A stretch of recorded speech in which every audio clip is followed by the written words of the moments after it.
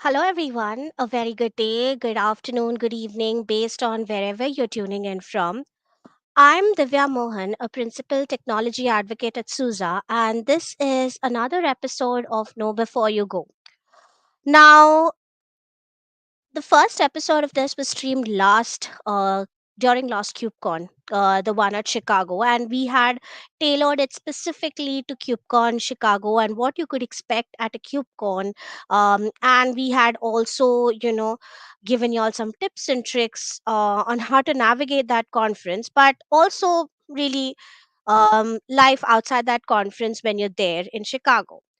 So we thought of bringing back that sort of a session this time around as well with Cloud Native Rejekts, which y'all might have not heard of. So I'm gonna context set in a real um, short minute here, but essentially we wanted to do this for um, the Cloud Native Rejects conference as well, which is one of those conferences that gets held at the same not at the same time but in the same week as KubeCon before KubeCon begins, and it essentially allows you to recycle your KubeCon talks and especially the ones that have been rejected, right?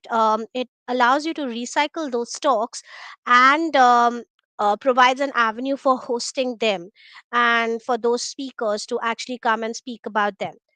Now, I'm a first time attendee to the Cloud Native Rejects conference this time around. I've never, ever, ever attended Cloud Native Rejects, despite SUSA having sponsored the previous Cloud Native Rejects one. I blame it on the time zone difference and my scheduling, because I didn't really understand that I was landing on the day of Cloud Native Rejects. But this time around, I intend fully to, attend the conference and also see what's so awesome about it, because all my colleagues and all the people I've been working with in the Cloud Native ecosystem have been raving about this conference, especially the quality of the sessions that have been presented here. uh, but since I'm a first time attendee, like I said before, I know next to nothing. And typically, when this happens, what I do is I bug people who know a lot about it. And just so it happens, this person who I'm going to bring on, Benazir, is um, a friend. Now I would call her that after having spoken to her at length um, a few times back, a few weeks back, sorry. And I'm happy to have her on here. So Benazir, hi and welcome to the Know Before You Go for Cloud Native Rejects. So happy that we got to make this happen and this is finally happening. Thank you so much for having me. It's really my honor. The privilege is mine. And I'm so excited to be doing this with you because I know we have the tendency to have very long chats and we accumulate some amazing exchanges of ideas and anecdotes. So I'm so happy to be here today. Thank you so much. So, for those of you who don't know, Benazir is one of the co organizers of this conference. And I'm going to let her speak to her experience and also learn from her experience of, setting up this conference KubeCon after KubeCon after KubeCon for a really long time. She's been doing this for 2-ish years, before which, there were other people at the helm. And the helm pun was not intentional. I'm sorry. It was not intentional, but I had to do it. So, essentially, there were other people at the helm after which she took over. But I would also love it, Benazir, if you actually introduced yourself a little more and set some context around how you got into this whole shindig in the very first place. Sure. Thank you so much, Divya. That was a lovely introduction already. For those of you, and I think a lot of you, because I still feel like I'm learning and I'm new to this space, I'd like to introduce myself quickly. I'm a community program manager at Microsoft. I joined the team at Microsoft, essentially the Kinfolk team that was acquired by Microsoft in 2021.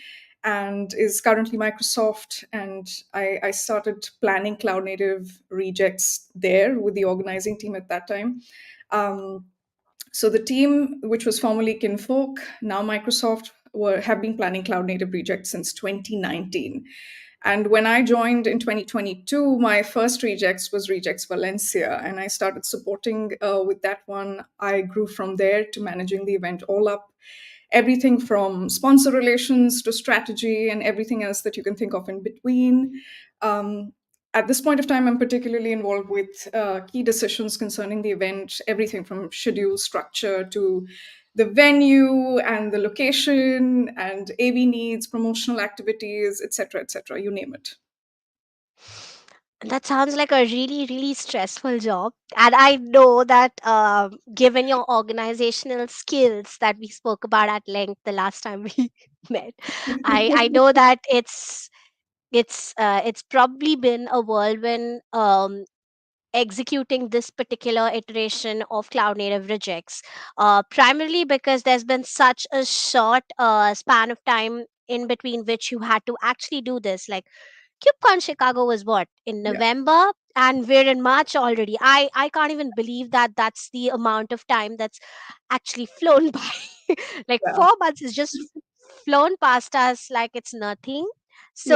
So I would love to hear more about the BTS, but before we go to the BTS and how all the juicy bits of this conversation, um walk us through your first Cloud Native Rejects experience. Like, I'm sure you would have had some tidbits to share regarding your experience in the Valencian conference, but before that, were you an attendee, or was Valencia your first time ever where you were thrown right into the midst of things and you started organizing it?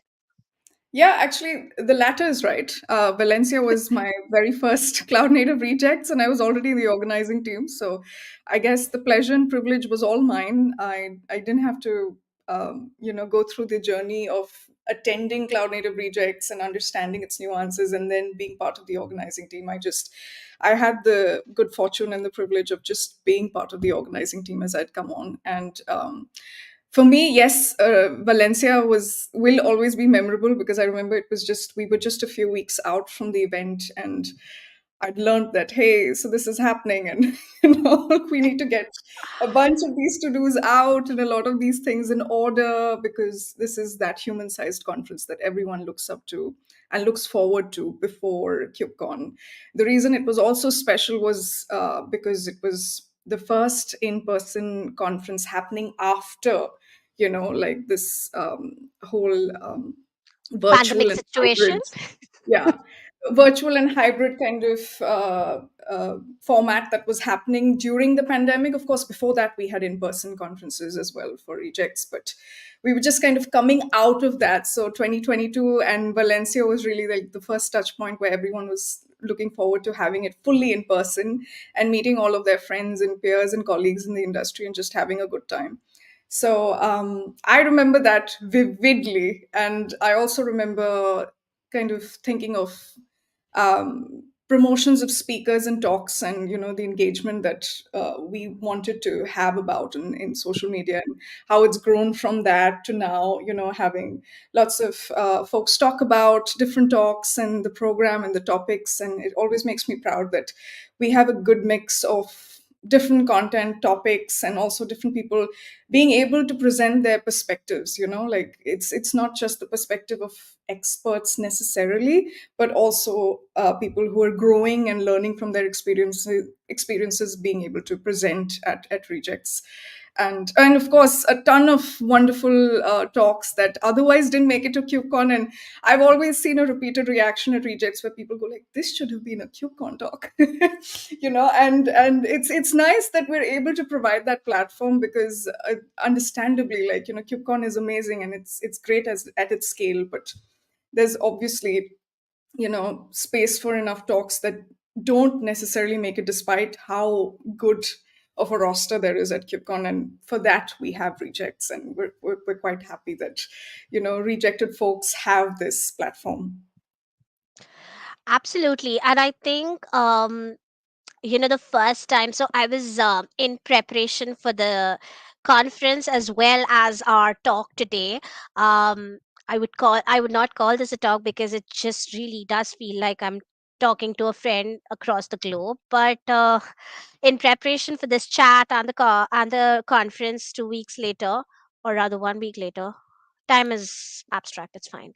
But in preparation for that, I was listening to this podcast with the person who started it all. And I would like to hear it from you, if you want to share about the history of this conference. Like, I know that it's not often understood, or it's not often known of as much as the conference itself, because the conference itself is very famous for being a human sized conference and the b-side conference for KubeCon and stuff like that. But very few people know of its origin story, and I'd love for you to share, if you would like to, on the stream, about the origin story of Cloud Native Rejects. In very brief, I don't expect you to go down the entire shindig of the memory lane walkthrough, but a bit of it.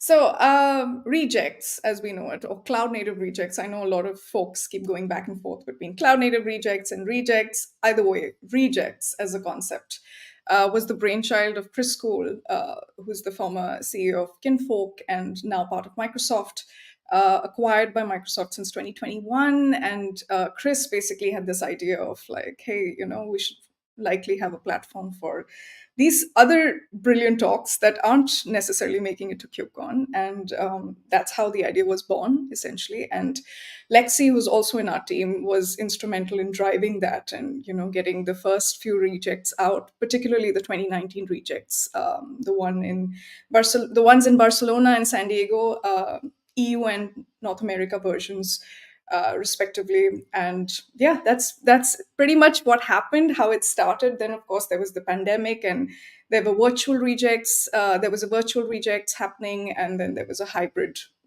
mode as well. So we had two of these, and then 2022 onwards I was on board, and slowly I'd started managing different aspects of the event all up. And yeah, it's been my absolute privilege to become part of it, because I see what we're doing, and it always heartens me to see the kind of diversity of talks and folks that we attract, not necessarily just speakers but also attendees, and to hear mostly through word of mouth more than anything else at the conference that, hey, I really enjoyed this. This is amazing. I like that you're doing this, and I like that I could come. Thank you. So yeah, and this time we also had all tickets for free. So because we Yep. saw such an overwhelming response in 2023, particularly, that I think both Amsterdam and Chicago did so exceedingly well that we realized that we want to give back to the community that we're serving. And this, what better way than to kind of assure that, yes, you all get to come for free to Rejects Paris, of course, with a limited capacity, because we just have to deal with that. We just have to deal with the fact that it is not going to be as huge, but at the scale that it is in, it's healthy and offers something to everyone, and that's something that we stand behind. And that's a very, very lofty goal. I was looking through some of the sessions, and I'm really, really curious. So I've been in the program committee for KubeCon, and I'm assuming now that after having been on the program committee for a bit, I know how KubeCon works. I'm pretty sure I still don't. I don't know all the logistics behind it, but I'm very interested. If you could, shed some light on how you actually go about curating the conference talks that you get on the schedule. um, because a BTS is always appreciated Yeah, on Nova for You goes. I've seen that. So are there, like, specific things you have in mind when you pick out these talks? um, and who do you invite to be on your program committee? Basis of what? I mean, I'm not expecting you to cover all these topics, um, but it would be really nice to know as to, like, your thought process when you're curating this entire schedule, because the schedule as is right now looks fantastic, I must say. And thank you. like, year after year, I've caught up on recordings offline, and there have been some fantastic talks, and like you said, they should have been at KubeCon. Yeah. So that's the thing. Like, I'm really curious to know about the whole thought process that goes behind the curation of the schedule. Sure. I mean, so I can already tell you at the onset that diversity and inclusion, it sits at the heart of the selection criteria. And how we kind of model that per program, per event is also something that I leave to the experts. Speaking of, I always look for expert collaborators, thought leaders, influencers in the community, and of course, it also comes down to availability. Let's talk about the pragmatics of it.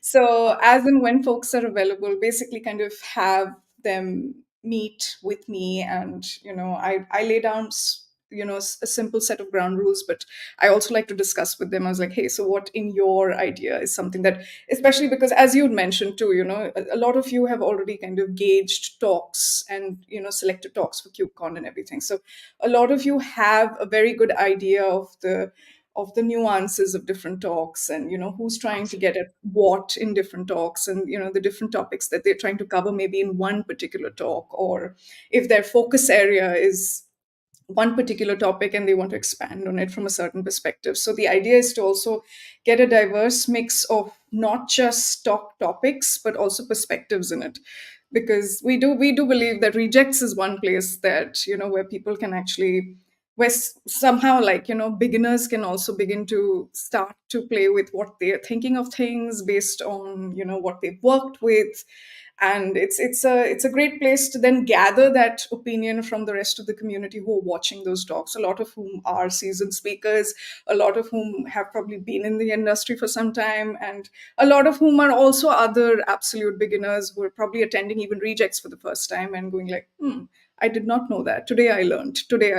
And like, and that kind of list of things that people take off from that then keeps expanding. So always looking for a vibrant mix between expertise on various topics, user stories. That's a favorite. That's a fan favorite, I think, at Rejects, and complex topics explained from even a beginner's point of view. Of course, we've had some really seasoned speakers speak at Rejects, but also the idea that if you're an absolute beginner and that's your tech affiliation and that's kind of where you're starting off at your career here, there is a place for you, as long as as long as you're walking us through your process and people can see that, and there is some time to discuss with a Q&A at the end. That's and people and anyone who's submitting, it's a blind CFP, so you're absolutely free to submit, and the review panel then discusses the selection criteria on that basis. We don't have individual tracks for like different days and different topics, of course, because that's, I think, KubeCon level. It's just the scale, I think, and Rejects is at a very different scale in that sense. So we do have two basic tracks, and the mix of topics that we can get in that for 2 days is what we aim for.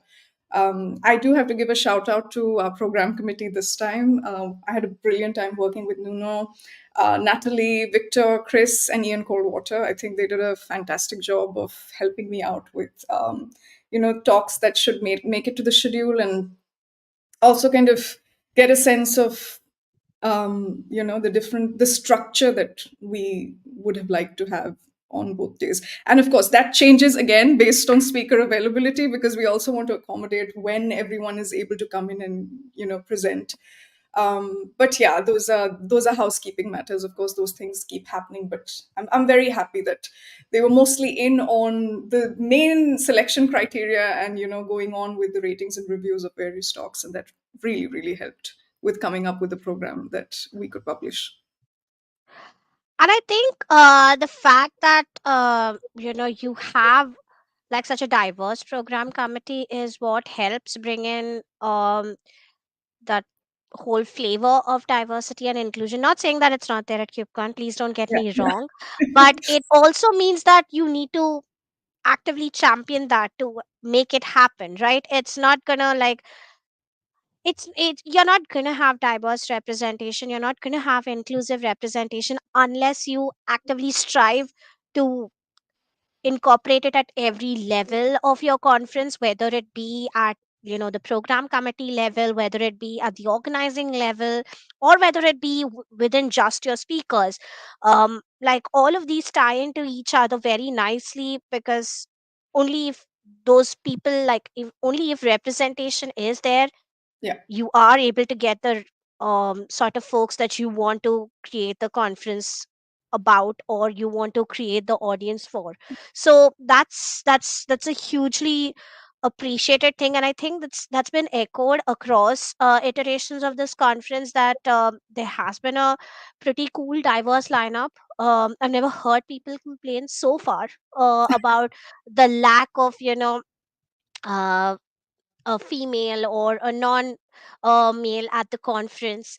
And how it's like how it's like a manual or something like that, because that's a thing that is in the industry. That's a problem in the industry today.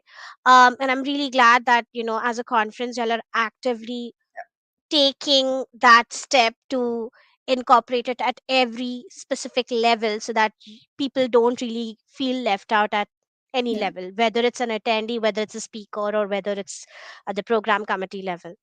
But you mentioned that there there are talks for beginners, and you're also like very accepting of beginner level talks. So I want to understand, when y'all are like selecting talks. Again, I'm going back to selection, because that's a lot of there's a lot of interest in what exactly gets selected. I, for the first time in my entire 4 years, 4 baby years of being in this cloud native space, I've seen the tweet come out saying that my reject stock got rejected. and that was like the first time I've seen it. Like normally it's like there's a day around KubeCon notifications, where it's like called as KubeCon notification going out day, wherein people are normally not expecting their talks to get accepted because of the volume that gets submitted, right? You can't help it given the volume that we work at. So Right. I'd like you to walk, I mean, I don't know if you could walk me through this, or if you could walk our audience through it, on what are exactly the talking points that you would think of when you look at a talk, and what are those points that get them selected. Because I think there's a lot of interest in general around that, not just for this specific conference, but for the wider Mhm. conference circuit in general. But if, say, X were to submit a CFPT, or next iteration in Salt Lake City, what are those things that you'd look for when you're selecting a conference, and what are the perspectives that you'd like to see more of? I think this is, of course, this is something that this is always discussed with a panel of experts, whoever they are, as we've discussed before, and what are they willing to look at. So it's not like the selection criteria is entirely decided by me, or like the idea is to, as far as possible, keep this focused on the community and who best represents the community than some of the thought leaders and collaborators that I can actually get on board. And one of the first few things we discuss is precisely this, that yes, diversity and inclusion, but also at so many different levels. And the other thing is also in terms of talk topics and content. The idea is, for instance, like let's not load up too much on just istio or just wasm topics or something like that. The idea would be to even diversify in that. Like, yes, we can have a little bit of this and a little bit of that. I remember for KubeCon Chicago, for instance, for rejects in KubeCon Chicago around that time, there's the topic that was trending the most, was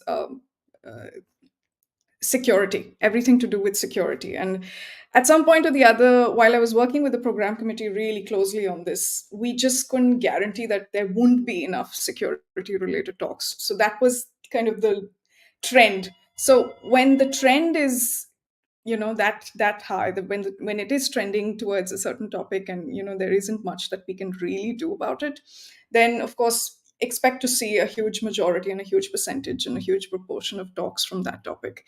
But even in that, like, then the idea is to diversify like perspectives. Like, yes, find some expert level folks speaking on this, some beginner folks speaking on this, some folks at the end user level where they're like, hey, how do I do this, and how do I work on this, and how do I proceed from there.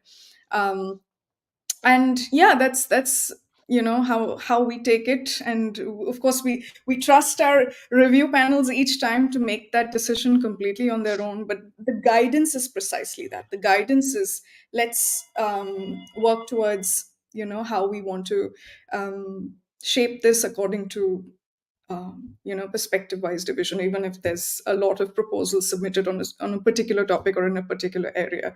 And I think it's the same with, I see a little more of our schedule trending towards observability topics this time. And yeah, I think that's pretty much how it's going to be. Okay, so I mean the stage is set, folks. I think we have it from Benazir's we have it from this chat that Benazir has actually claimed that Paris is going to be full of observability. Is it? Oh, well, I don't think it's going to be full of observability, but I do think that there are plenty of talks that there are some talks about observability. There are actually, it's quite nice to see the complete mixture of topics and how we can go about it. Yeah, but I don't think it's entirely observability. I was just kind of giving an idea about how this is moving from security to observability. Yeah. I was trying to pull your leg there, by the way. Just saying. Yeah. I'm not. I know that it's not fully observability. I've checked the Yeah, schedule, yeah, yeah. but essentially, um, as a first time attendee, to Cloud Native Rejects again, um, are there any tips and tricks that you can give me to like sort of organize my schedule? Because you're a great organizer too, so I'm just like taking that to the Oh, next level. well, it depends on what you'd like. If you want to learn more on a particular topic, I would definitely, look, because the way we'd also distribute it in the schedule is precisely not to do something like, you know, two pretty similar talks kind of happening in two different tracks at the same time. Sometimes that's actually a feasible solution. I will bear it all here, and I will say that sometimes that makes sense because there's enough traction on on that topic that it just makes sense to have two parallel tracks, and people who maybe want to focus on this one's perspective go here, and people who want to focus on that one's perspective go there. I Absolutely. remember seeing this even at Chicago, and I thought it worked pretty well. Yes, they were pretty similar in terms of like what they were approaching, but it was good to have two different tracks for the same topic. For you, I would also recommend, and anyone who wants to learn, like, figure out what your interest is, particularly for talks. I don't think it's it's something that's also encouraged. I don't think it's also something that I would discourage at all. I don't think any of the organizers would. We totally encourage you to go through the schedule and even choose your talks that are of absolute interest to you, and use the rest of the time to network at Rejects. There's so much fun to be had, and we always make it so that it's a social event more than just being a conference with talks, because of course you have KubeCon for that. Of course, it's at a much bigger scale, and there's lots of talks to be had at KubeCon, lots of talks to be attended at KubeCon and everything. So Rejects is that, it's that little sort of stress reliever before a hectic KubeCon week begins, but you also kind of have the opportunity to brush up on things that you've been reading about or looking at, and talk to actual folks in the field who are working on those topics. So yeah, my recommendation would be to absolutely look up the schedule and see what strikes you as something you want to learn more about, and organize your time to attend talks, and the rest of the time to network or just enjoy the fabulous barista service. We have barista service for both days. For the mornings and afternoons, I also want to highlight some of the amenities we worked so hard to kind of put together, and make it exactly that space where you're like, yes, it's a lovely plush gaming venue right next to the Louvre. I mean, there's long lunch breaks, so you can absolutely, get together with the same folks that you've been chatting with all day, or some other folks that you want to meet, and hang out at cafes close by, enjoy a wonderful lunch. come back for more talks. And we have a lightning round at the end of day two, which has always kind of been a USP of Rejects. I'm very proud of that round because we always have like last minute signups, and anyone who has, any hesitation speaking for the first time, that's like, that is your starting point. It's 5 minutes. It's barely anything. There's a timer there for you, and there are people, crowds are just cheering and hooting, and it always goes wonderfully, I feel. Yeah. It's like a plenary session, is it? The lightning talk that you talk about. It's like with everybody who's attending the conference for that day in attendance in the audience. It's like the closing sort of a thing to the whole conference, is it? Yeah. All right. It's the closing segment, and of course, Divya, you're giving the closing remarks this time, so we really look forward to it. I also want Let's. to say that while we're chatting about all of this, I'm so happy to work with you at the next program committee for Reject Salt Lake City. And yeah, Okay. I mean, you will basically be closing out the conference at the end of day two, which is right after the lightning talks. And that's the No segment we pressure. like. No pressure at all. Like So that's, this is what I do day in and day out. Apparently, the way I'm talking about it, but yeah, it's a lot of fun from what I'm hearing, and I'm yeah, really looking forward to like meeting all the folks outside of KubeCon, and hopefully not in an elevator, which is or an escalator, because that's where I typically meet folks at KubeCon. Honestly speaking, I don't think I've ever met a person where I'm not like hurrying to something, or hurrying away from something. So I think this is going to be like a really nice way to ease into the whole week of KubeCon, yeah, because KubeCon's hectic, yeah, and it's a huge conference. So I think this is like, yeah. for people like me, I know I don't come across as an introvert. I'm gonna put it out on the social media, put it out on platforms so that I am one, Yeah, and it's really difficult for me to like ease in directly into full week of interactions, because it burns me out very easily. So I think this is the right way to sort of start yeah, off the week and then take a breather into the rest of the week. yeah, um absolutely. but again, I want to talk about future plans, right? Because you said Salt Lake City, so I'm curious. Has the planning already started? Given that you are a mastermind and you're a master organizer at things nowadays, so has the planning already started, or is it underway, or is it going to be after KubeCon? It really will begin after KubeCon, if I have to be very, very honest. But yes, open to any ideas, open to anyone willing to or wanting to collaborate, reach out, please feel free. And anyone who wants to sponsor, guys, if you like Cloud Native Rejects, be like Susan. Come up to us. Happy to chat. Happy for you to come on board as a sponsor. There's, of course, I mean, the advantages and the value you take away from a conference like Rejects is, I think, quite obvious. It goes beyond, just scanning for leads, or having a bunch of folks that like will probably be good to reach out to at a later stage to discuss a certain matter or the other, but more so to actually know that some of your conversations that you've had in the conference may actually materialize to actual friendships or collaborations. And I've heard that from quite a few people, and that I feel is a big plus for me. I feel like that's something that we also aim to offer.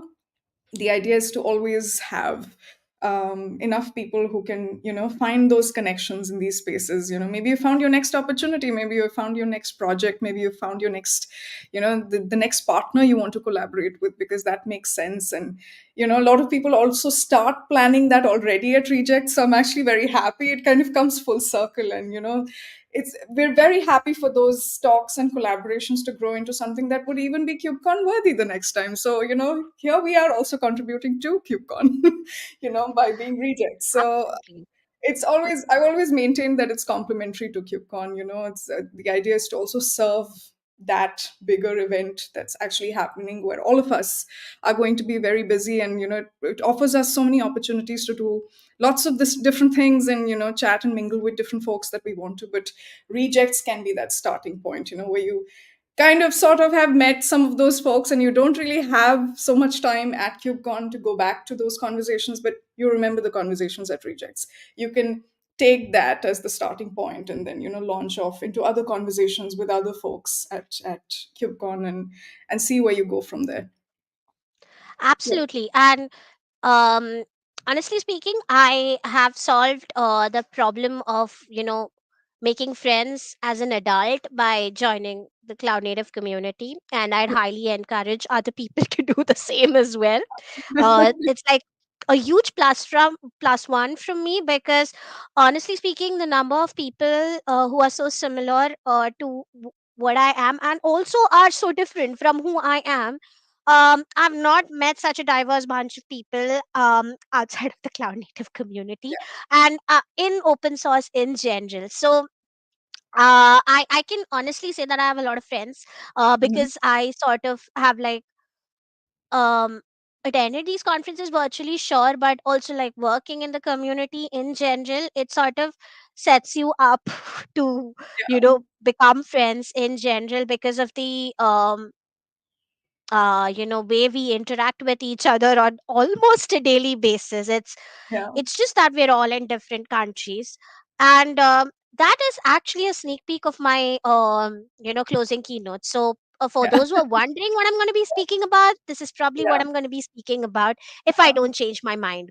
I feel Which, yeah. just to add to what you were saying, I feel like we're all bound by a lot more understanding and warmth, than one would actually expect at face value at the very beginning or at the very onset. But I really like that. I really like that. Of course, there is a very clear openness and welcoming attitude amongst everyone. But more or less, like I've in my interactions from the very beginning and from my first event, I've seen like there's generally a lot of there's a huge warmth, there's a huge sense of warmth amongst people, and that camaraderie, and which kind of happens very naturally. You don't have to wait for very long to kind of discover that side in people. And yeah, and I'm very happy because because what that basically encourages is more understanding for people working in all of these different aspects in the cloud native space. And where people actually try and understand, oh, okay, that must be hard, or that must be, probably that sounds easy, but that must be challenging. And just kind of have that honest starting point, and use that as a springboard to launch into more informed conversations is something I really appreciate. Yeah. Yep. And speaking of appreciation, I think it's really, really remiss of me if I didn't thank you for coming on here as we wrap up this wonderful chat. I know we could go on for at least Yeah. another 2 hours.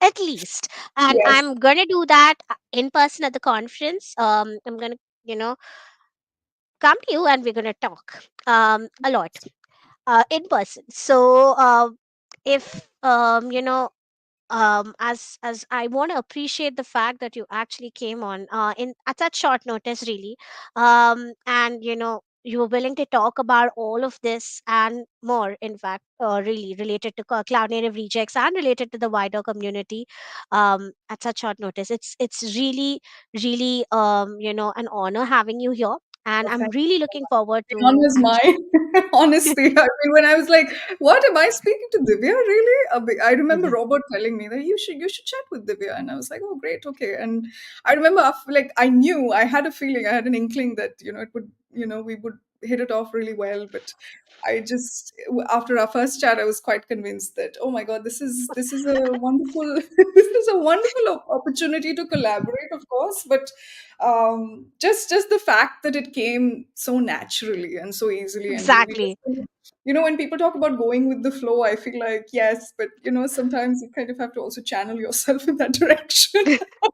But I Exactly. feel like Like it happened very this naturally. was this was very natural as a progression. Like we did not think of this earlier on, and it's Yeah, probably not in the best interest of the roles that we take on as community folks, that we did not think of this earlier. But hey, it came in naturally, and I'm really happy that it panned out the way it did today. So same. thank you so much. And I'm Thank really looking forward to Cloud Native Rejects and to meeting you and all the other fantastic folks at the conference. I'm thank you. definitely intimidated by the fact that I have to give a keynote, and close out a conference.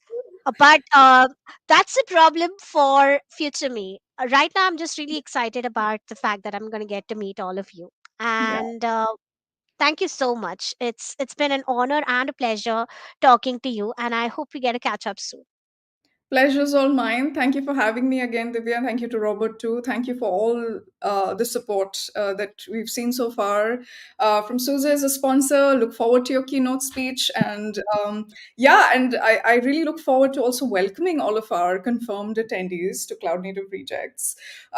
Just want to part with the note that I've seen such an overwhelming response to, registrations for Rejects Paris this time, because we also made it free as Microsoft, and really underscoring our presence in the community and giving back in that sense. And we really look forward to, as an organizing team, welcome all of our attendees. And also for all the people who are waitlisted, so sorry, but we have a certain capacity that we need to stick to. And yeah, but if you can't make it to Cloud Native Rejects in Paris, if you don't hear a confirmation of your attendance, then we'll certainly see you at Reject Salt Lake City. At least that's the hope. Because there'll always be another Rejects, there'll always be another iteration.